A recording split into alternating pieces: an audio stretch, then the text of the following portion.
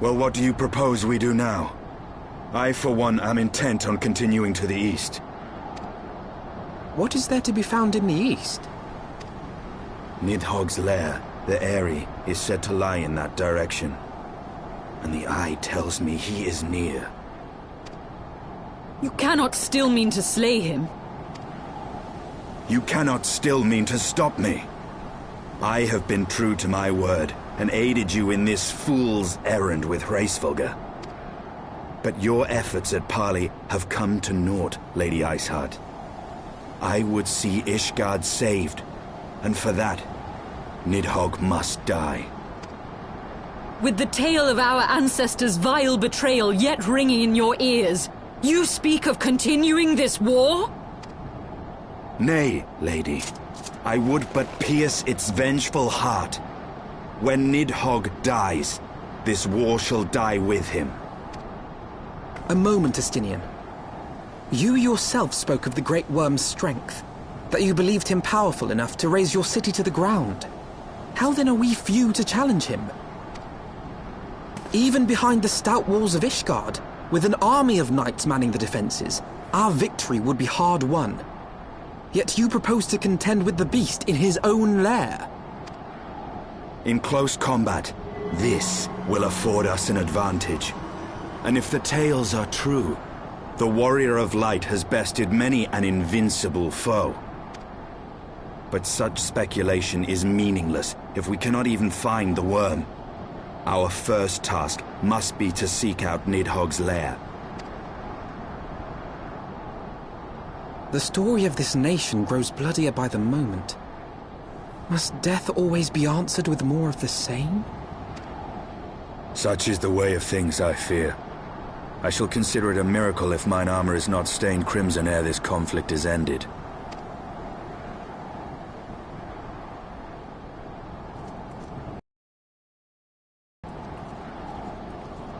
That I should be blinded by my own lies. Everything I believed, everything I thought I was, gone. Gone. Leave her.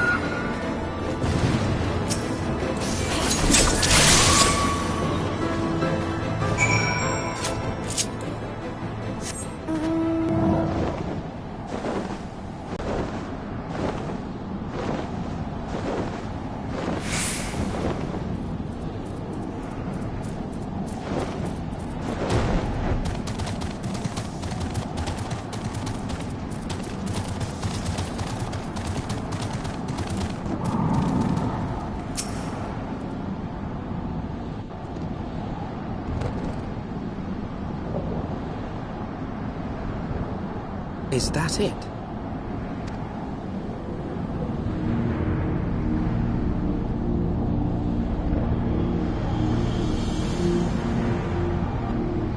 Aye, that would be the Eyrie.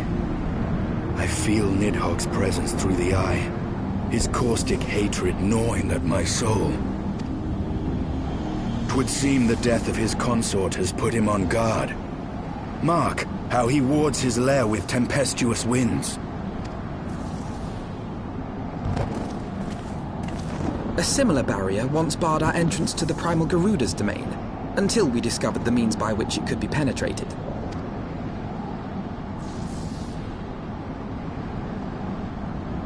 Mayhap it is time we called upon Master Garland. It will be just like the good old days, no?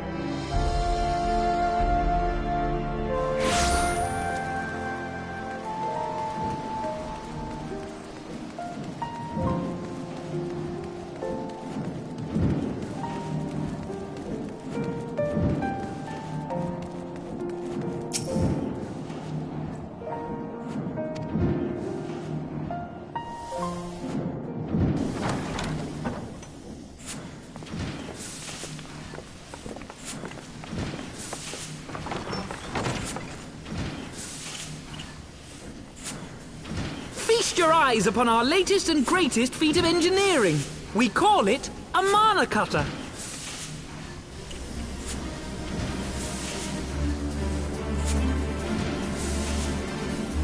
After you put down Gaius, Wedge and me struck out on our own for a bit, and started work on the successor to the tiny Bronco.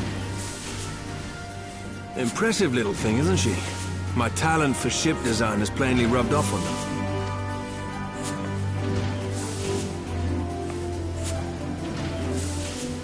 They've adapted the principles of corrupted crystal technology and constructed a mechanism which converts ether from its surroundings into elemental wind. Said wind is then harnessed by the specially engineered sails, providing the craft with propulsion and lift. All in all, a most elegant solution. I'm actually a little upset that I didn't think of it myself. The design does, however, come with one small flaw. The energy conversion ratio's bloody awful. To generate enough power to get you off the ground, you need to be in an area awash with predominantly wind-aspected ether. In other words, there are a few places you can fly, lots of places you can't.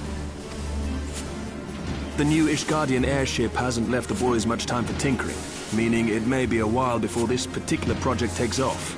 If you'll forgive the pun.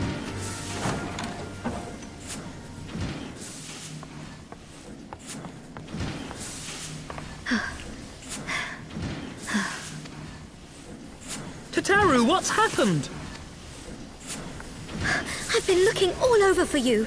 There's been word from Aldar. It's about Her Grace, the Sultana.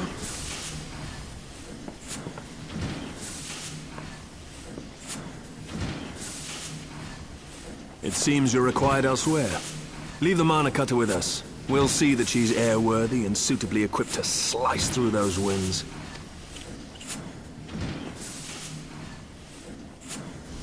You, meanwhile, should concentrate on providing Raoban and the Sultana whatever help they need.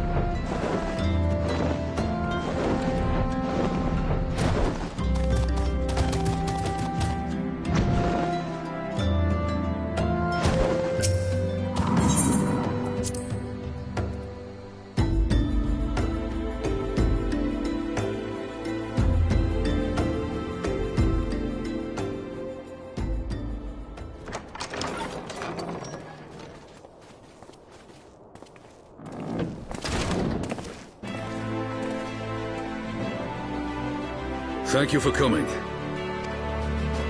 No thanks are necessary, General. I trust your recuperation continues apace. I cannot complain. Thanks to Higiri and her ministrations, I've regained much of the strength I lost during my imprisonment.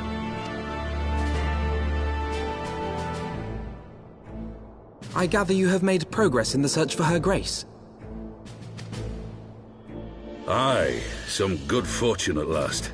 A few days past, Dulala informed us that a sizable shipment of alchemical supplies had been delivered to the palace.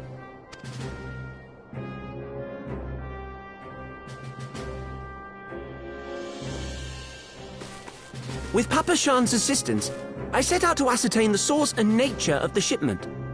My inquiries led me to Frondale's frontistery. There, I learned that an order had been placed for a curious substance designed to sustain patients trapped in death-like slumber. An invention of the former head alchemist, apparently. A death-like slumber? This cannot be a coincidence. It lends some weight to Dulala's claims, aye. Her Grace is likely somewhere within the palace, abed but alive. Before making any attempt to extricate the Sultana, however, it seemed prudent to learn what manner of substance was used to induce her torpor. To that end, I made inquiries as to the whereabouts of the one most like to have administered it. The lady-in-waiting, Muriel. We sent for you as soon as we learned of her location. All that remains is to apprehend the woman. We shall find our cat's paw in the Silver Bazaar. But we must tread carefully. The market is not the bustling place it once was, and someone is sure to mark our coming. Should they inform the monetarists, we'll have a fight on our hands. We must be prepared for the worst, and being short an arm, I thought it wise to take another in its stead. What say you, Warrior of Light? Will you lend me yours? Then I pity the bastard that stands in our way. Come, my friends, for Nanamo, and for Ul'dah!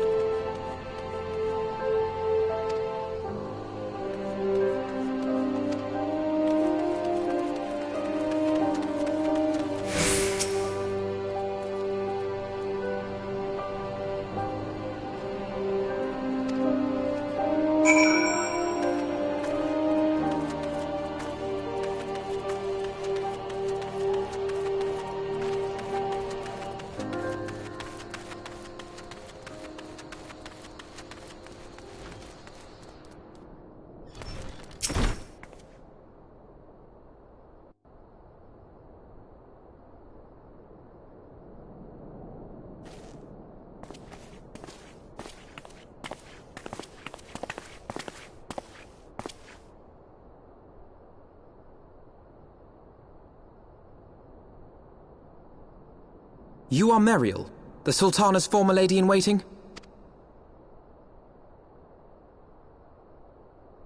I know no one of that name. Pray excuse me.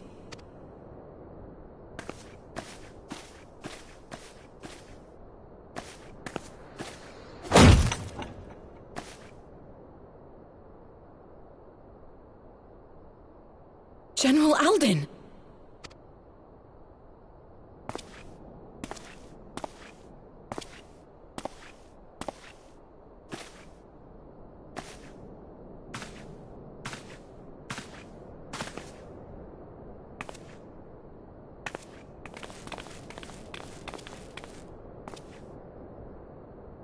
We will have the truth from you, girl.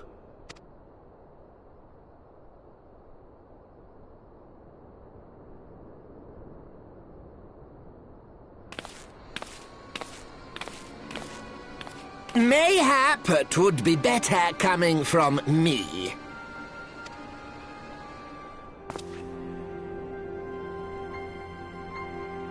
Lonorito, you'd best talk fast. As you know, Teleji Adeleji's Cartano reclamation mill was no more than a facade. A means to get his grubby little hands on that Allagan monstrosity, Omega. When he learned of Nanamo's intention to abdicate, however, he was forced to amend his plans. Suddenly, assassination seemed the most promising way to further his ambitions. I am told Teleji had discovered a maid in whose veins ran the blood of House Thorn. A new, more pliable puppet to sit the throne. 'Twould have caused an uproar, of course, but few could have contested her claim.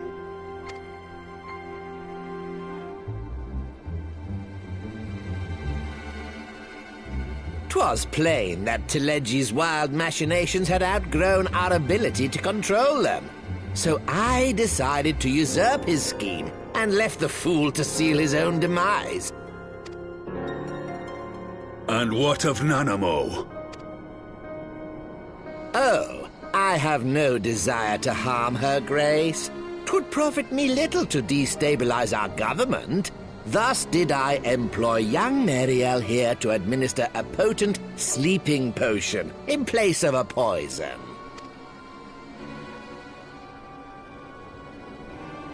You should know, General, that your dear friend Ilberd was fully aware of my plan.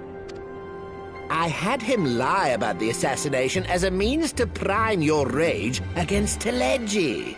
We weren't entirely sure how you would react, but things went rather better than expected.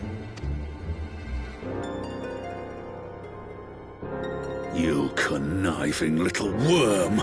You had your claws in the Crystal Braves before their first recruit had sworn to serve! But of course, when a new game begins, 'tis only prudent to have a piece on the board. Ilberd was mine. Truth be told, a significant proportion of the Braves' initial endowment was also mine. With such large sums moving about, 'twas a rather trifling matter to disguise my own contribution. Ah, Ilberd. I secured his services with a promise to support his cause once my authority had been solidified. I swear, the man thinks of naught but prizing Alamigo from the grasp of the Empire. Unlike you, General, the poor fellow seems quite unable to forsake the land of his forefathers. Mayhap that's why he called you a traitor to your people and a disgrace to your homeland, amongst other things. What was it he always compared you to? Oh, yes, an overgrown lapdog begging for scraps at the Sultana's table. Oh, how we laughed. Alas, Ilberd's entertaining little outbursts eventually gave way to wearisome tirades, and the zealous brute became rather unruly. I had no wish to see you executed, you understand, but he would not take no for an answer. Rest assured, his employment with me has long since ended. Which brings us neatly to the present. What say you, General?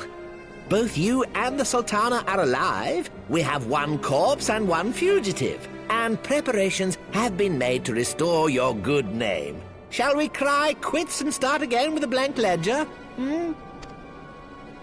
The hells we will! Do you honestly expect me to forgive and forget? After all you've done?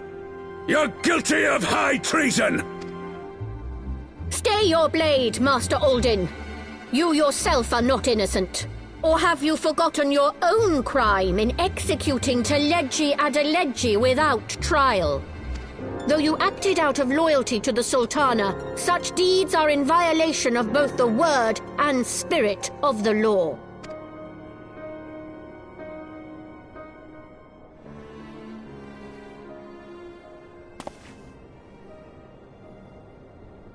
If you would, Lord Lolorito?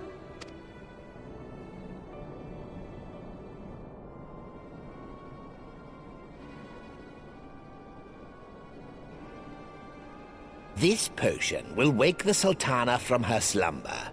Consider it a gesture of conciliation. You will find Her Grace resting comfortably within her private chambers. Should you doubt my word, I shall willingly accompany you to the palace as your hostage.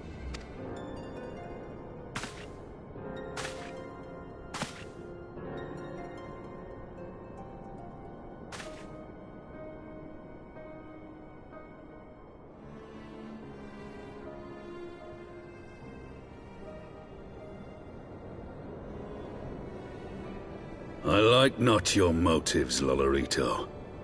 But you saved the Sultana's life, and for that, you have my gratitude.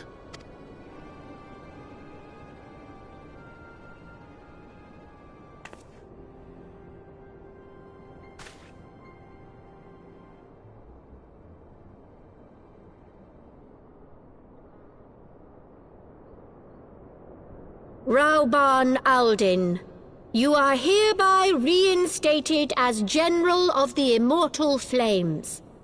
The citizens of Uldar shall once more be united under Nanamo Ulnamo, and together we shall usher in a new age of prosperity.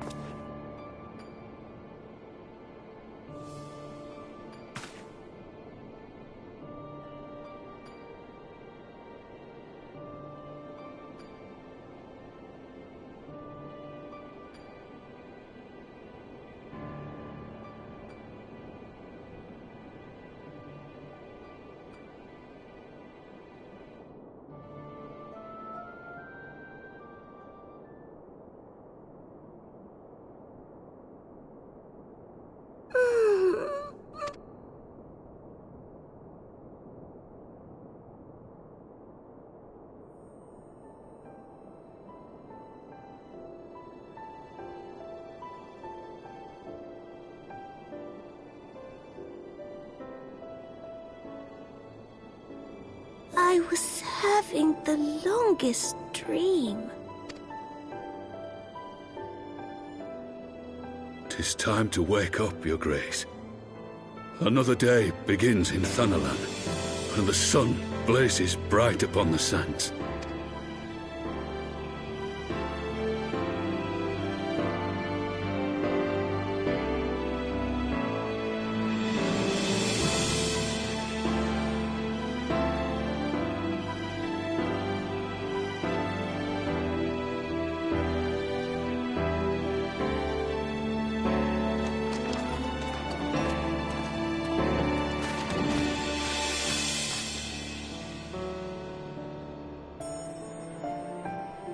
Her Grace is awoken. The palace physician assures me she is none the worse for her slumber.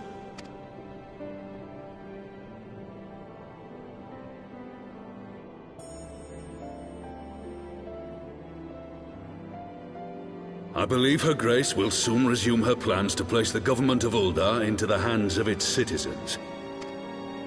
Whatever path she chooses to take, I shall walk it with her.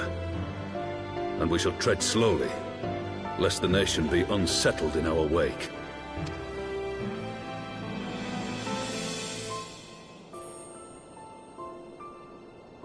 Her Grace's compassion is a shining beacon to us all.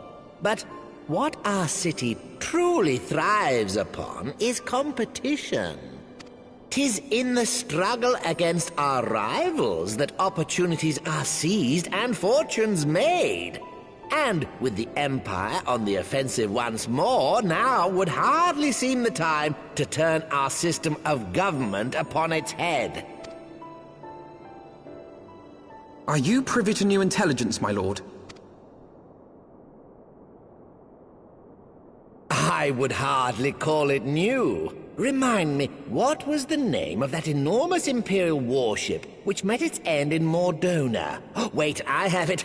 The Agrias. Yes, well, 'twould appear that the Garleans have been hard at work on another such vessel. How close are they to completing this ship? Is it operational? Its maiden flight was a success, I hear. I should imagine Emperor Varys is eager to see how it performs in battle. My lords and ladies, I move that it is time to repair the damage caused by Teleji Adeleji and prepare our great nation to repel the Empire once more.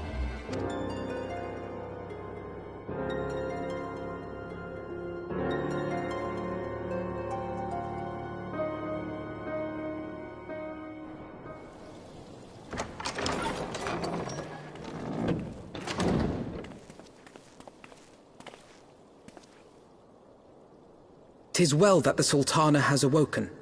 The Syndicate yet needs to put its house in order, but 'twould seem the worst of the confusion has passed. Uldar has taken control of its future, and I must do the same."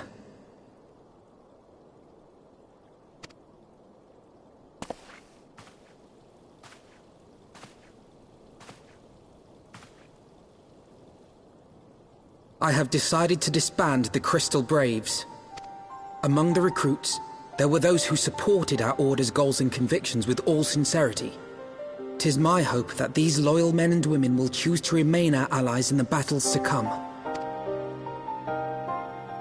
As for those who sided with the traitor, Ilberd, they shall be hunted down and held to account for their crimes. It is my earnest hope that they will surrender themselves peaceably when the time comes, though I think it unlikely. Ah, my all-conquering Crystal Braves.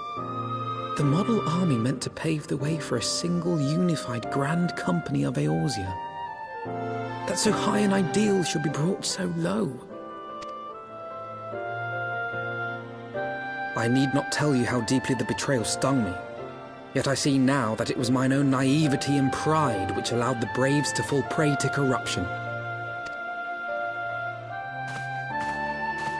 As ever, it is to your own shining example that I turn for inspiration.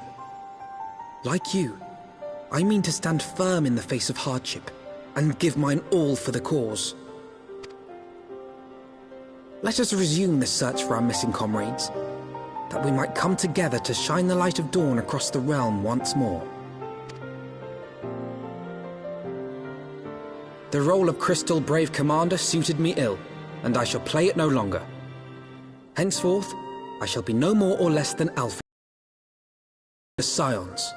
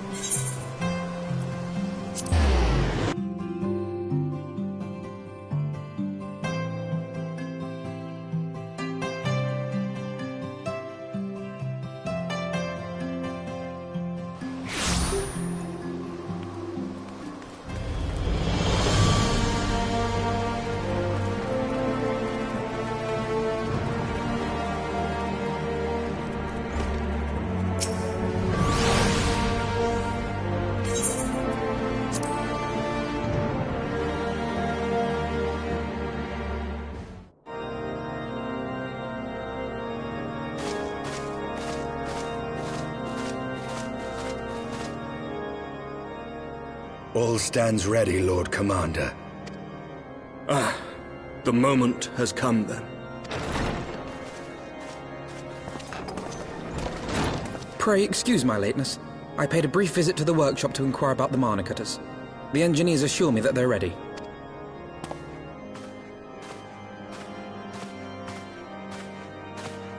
The area is now but a short flight away.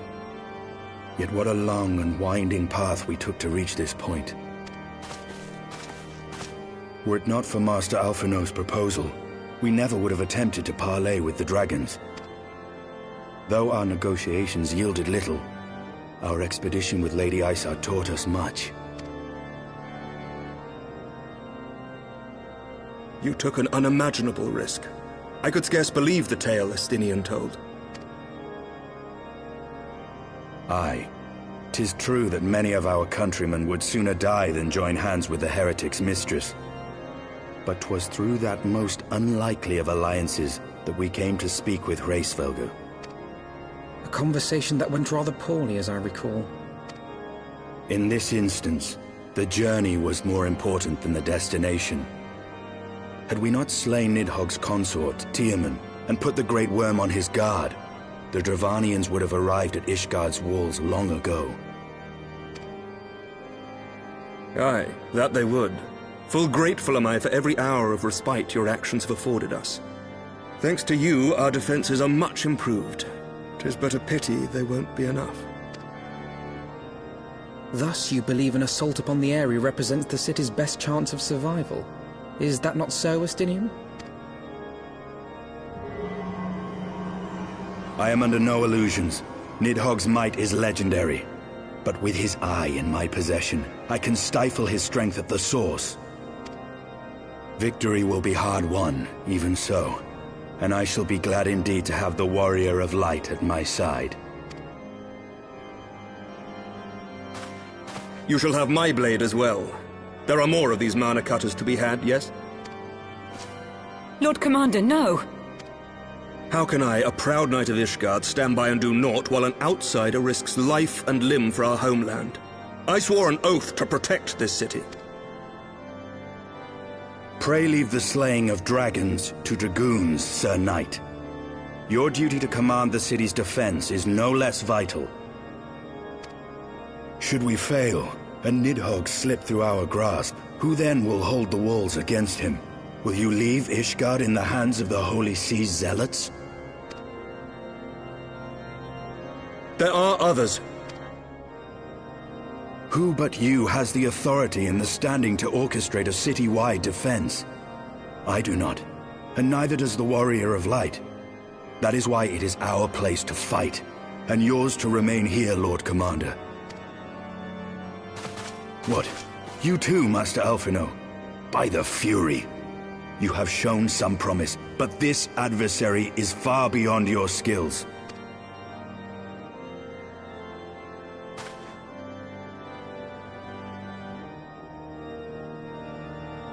Your candor is appreciated, Sir Dragoon.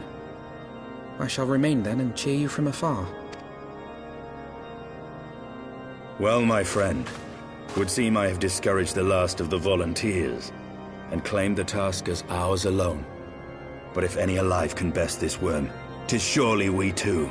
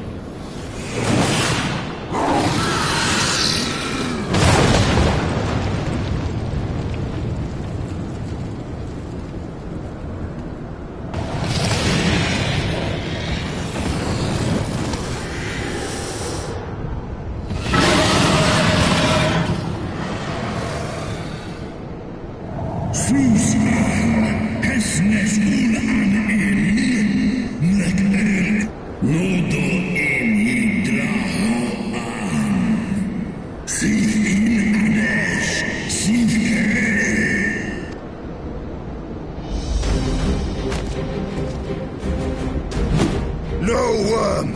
This ends here!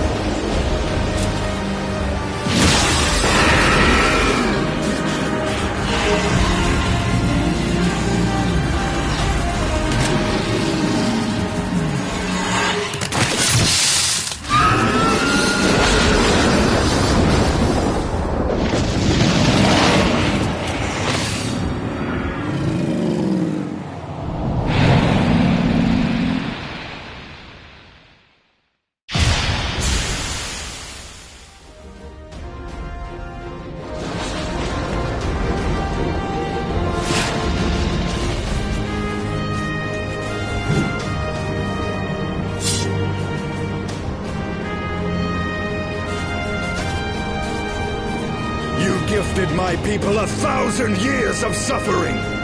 Now I gift you an eternity in darkness.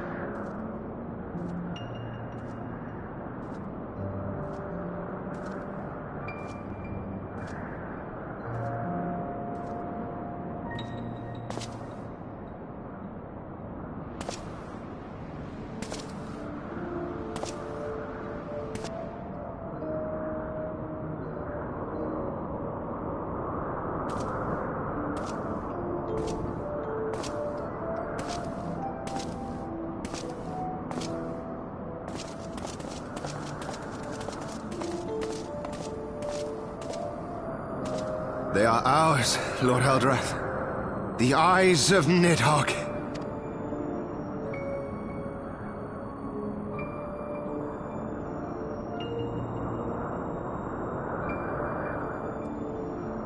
Aye.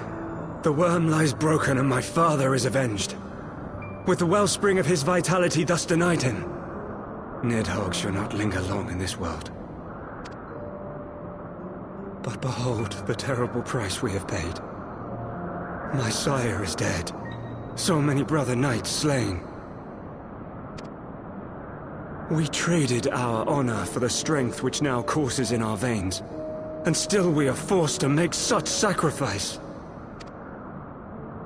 But not in vain, my lord. Hraesvelgr is the only great worm left in Dravania, and he dares not leave his lair.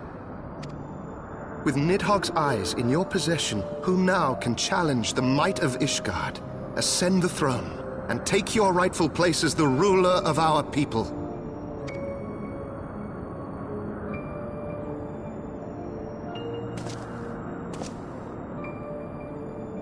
Nay, my friend. I must forsake the mantle of king. Though Nidhogg be defeated, his wormling horde yet darkens the skies with wings beyond counting. As one who partook of Ratatoska's strength, it shall be my penance to bear a knight's arms until death grants me leave to retire. When that day comes, no prince shall perish, but a hell's-bound hunter of dragons. But Lord Haldreth, what then shall become of the royal line? Think of your people, my lord. Without a king, who will the common man turn to in his hour of need?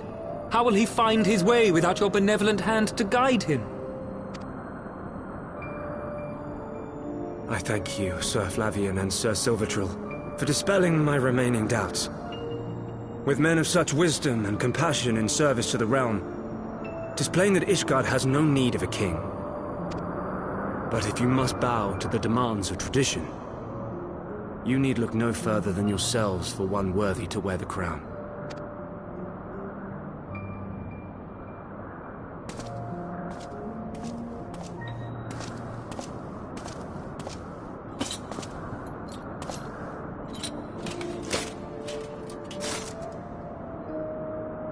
Fare thee well, my brother knights, my loyal friends. On these shoulders shall I bear the weight of my father's sins. With this lance shall I repay the debt accrued through our misdeeds.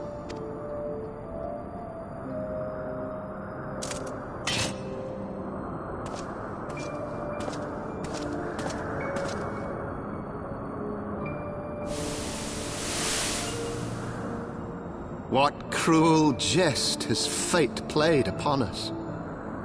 Have we seized this desperate victory, only to lose a king? We can but act as our lord has bid. We few who remain must divide between us the rulership of Ishgard and her people.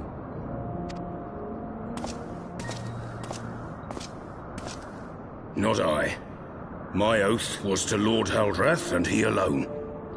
If he is not to be king, then I would hang up my shield as well. Will you abandon us too, sir?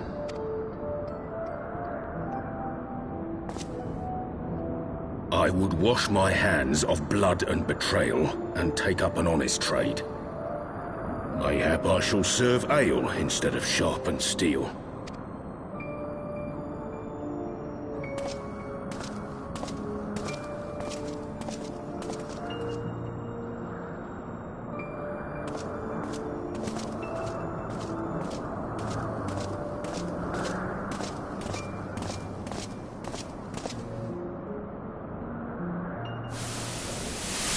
We four, then. Forton, Hylanat, Dyrendare, and Zemail. But 4 houses to rule all of Ishgard. And what of the throne? We keep it empty. Until the day a king rises once more, we must assume the role of stewards. We shall shape our nation anew with a history of our own making, and let the truth of this dark day die here, upon the battlefield.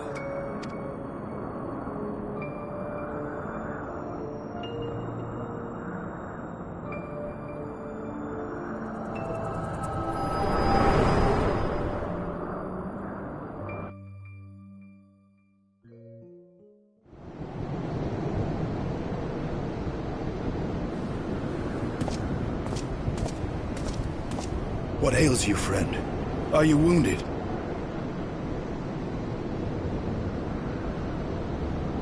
You have borne witness to history, to the culmination of the first battle with Nidhogg. The legend of Ishgard's founding tells that our ancestors were led to the land of Kurthus by the valiant King Thordan. In the midst of their journey, they came to a wide chasm, where they were set upon by a great worm, Nidhogg. A furious battle then ensued, with Thordan leading the van. Though the brave king was slain defending his people, his son, Haldrath, the first Azure Dragoon, fought on undaunted.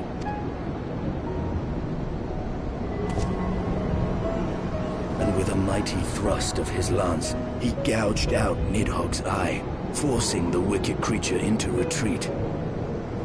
Thus, did this eldritch orb become a sacred treasure of Ishgard, lending its power to every knight deemed worthy to bear the title of Azure Dragoon. A rousing tale, is it not? Would that I could still believe it. But your vision, which we must accept as immutable truth, leaves no room for doubt. If Haldrath took both of Nidhogg's eyes, then how came this eye to be lodged in the worm's skull?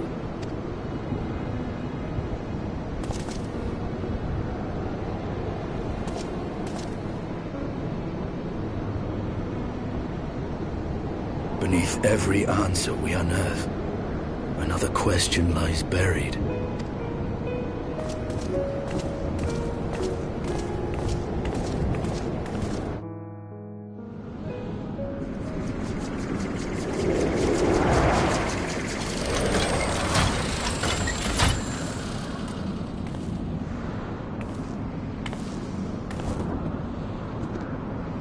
'Twas a fierce battle, but one I knew we would win.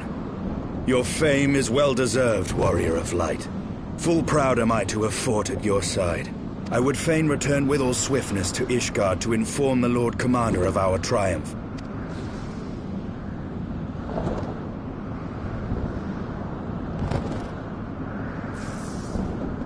But we must first have words with Hraesvelgr. There are parts of this tale that the worm has kept from us, and I would know wherefore.